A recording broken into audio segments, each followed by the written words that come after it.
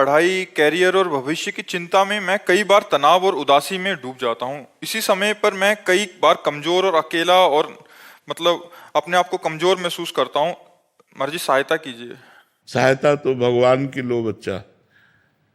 अगर भगवान का नाम जप करोगे ना तो तुम्हें भगवान की सहायता मिलेगी, वही सच्चे सहायक हैं।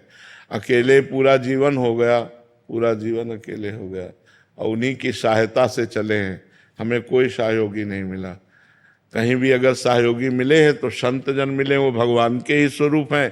तो भगवान और संत तो एक ही बात है, बका कोई सहयोगी नहीं। नाम जप करो, ब्रह्मचर्य से रहो, पवित्र भोजन पाओ, समय से जागो, समय से सो, समय से अपनी दिनचर्या करो। अभी आपके अंदर उत्साह आ जाएगा।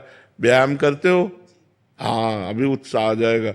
व्यायाम करो, ब्रह्मचर्य से रहो, पवित्र भोजन करो, माता पिता के चरण छुओ और नाम जप करो। और चाहे 10 मिनट सही सत्संग सुनो, सत्संग जरूर सुनना चाहिए। उससे हमारी बुद्धि पवित्र होती है, तो हमें उत्साह मिल जाएगा, हमें बल मिल जाएगा।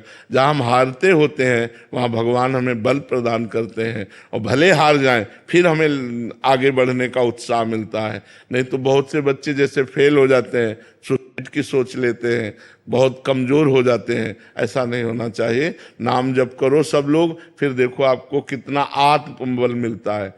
जैसे हमें बड़ा कष्ट शरीर में रहता है, लेकिन भगवान के बल से देखो हम दिनचर्या करते हैं। मतलब कितनी समस्याएं, लेकिन हर समस्या से लड़ने की जो पावर वृत्ति है वो भगवान से आती है। इसलिए नाम जप करो। विशेष जी, राधा वल्लभ शेरवंश महाराज जी। महाराज जी मेरा प्रश्न है कि आपकी कृपा से भजन बहुत अच्छा चल रहा है। जैसे आपसे सुना है भजन के लिए भोजन शुद्ध होना चाहिए, बट आजकल खाद्य पदार्थ और प्राकृतिक संसाधन अशुद्ध होने लगे हैं। महाराज जी ऐसे में साधक की दिनचर्या में इससे प्रभाव पड़ेगा? हाँ, उसमें भी हम शुद्धता निकालते हैं। उसमें भी हम शुद्धता निकालते हैं कि हम बाजार का बना नहीं पाते हैं, अपने घर का बना पाते हैं। बाजार की चीज पाने से फर्क पड़ जाता है। अगर हम वही माना कि अब उनका मूल स्वरूप तो अशुद्ध हो ही रहा है, लेकिन हम अपने घर में शुद्ध करके बना के पावें, वो अच्छा बाजार के चीजों से बचें। ये हमारे स्वास्थ्य के लिए ज्यादा लाभदायक भी नहीं है और हमारे भजन वृत्ति के लिए तो बिल्कुल नहीं लाभदायक है। ये रजोगुण पैदा कर देंगे, भजन में रुचि नहीं होने देंगे।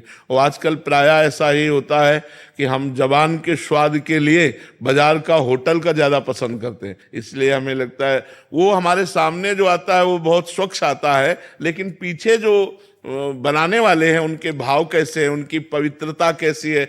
कब की दाल है, फ्राई करके तो अभी दिया है, तो गरम गरम तो आपको अच्छा लगेगा, लेकिन वो शरीर के लिए भी लाभदायक नहीं रहेगा और भाव के लिए भी लाभदायक नहीं रहेगा। अगर हम पवित्र अन्न पाएं, जो पवित्र अन्न जिस कोटि का मिल रहा है, लेकिन अपनी रसोई में बना के ठाकुर को भोग लगा पाएं, ज्यादा अच्छा रहेगा।